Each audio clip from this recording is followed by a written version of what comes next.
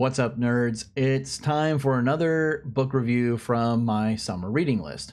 This time I'm reviewing The Killer Angels by Michael Shaara. It was originally published in 1974, and it also won the Pulitzer Prize in 1975. This book is about the Battle of Gettysburg.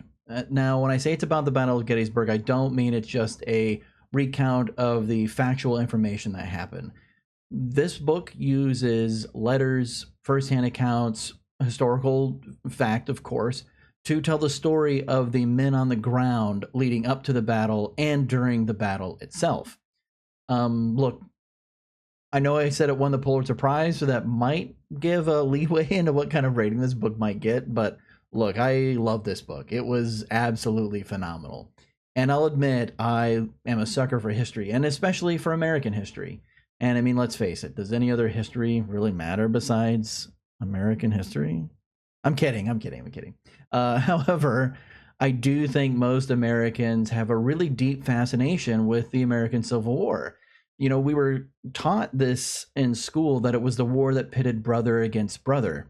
And there's this weird dichotomy of being taught that the Confederacy was wrong for seceding from the Union, but also that the Confederate soldiers are spoken about with a deal of respect. It's a really fascinating period in American history. And before I get too far into this, let me just state plainly and clearly why the American Civil War was fought. Okay? It was fought for states' rights to own slaves. I had you for a minute, didn't I? Look, you're not going to get any of that great cause like nonsense from me. Slavery is why the war was fought. Anyone that says otherwise should probably read a few more books, including this one, about the war itself. But I digress. I just wanted to get that out of the way. Something that's fascinating about this book is that it moves from point of view to point of view, from a Confederate soldier to a Union soldier, back and forth, and to different ones. And what's interesting is getting into the minds of these different people. Some of the POVs focus on Robert E. Lee, the Confederate general. And he says something to the effect of, you know, I swore an oath to defend this land, and now I'm the one invading it. There's another major Confederate character featured in this, General Longstreet, and honestly, before reading this book, I didn't really know much about him except for recognizing his name. And at one point, he is talking to General Lee, and he says something to the effect of, the boys in blue are never quite the enemy, but he couldn't bring himself to fight against his home, against his family. So he broke his vow because he had also been a soldier in the American army before the Civil War started.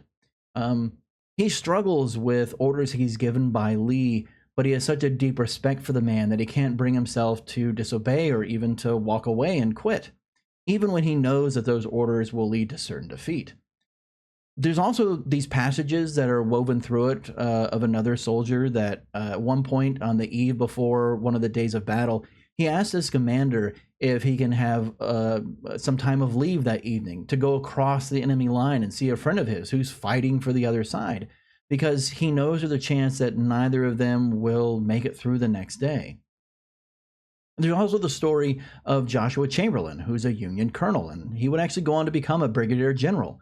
His story is full of bravery and tenacity and honor, and he refuses to kill a set of Union deserters and offers them a chance to redeem themselves by joining his regiment. And his regiment is given the duty of defending the far left flank of the Union army from the Confederate charge.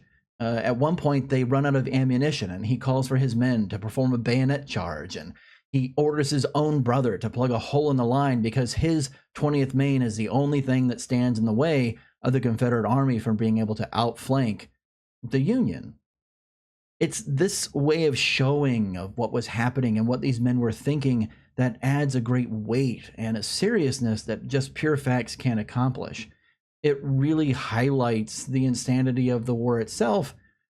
And there's this common thread that kind of stretches through the novel, whether the point of view is from a Union soldier or a Confederate soldier, and that's that most of them don't want to be there. They all just want to go home, and a great many of them don't even know why they're fighting anymore.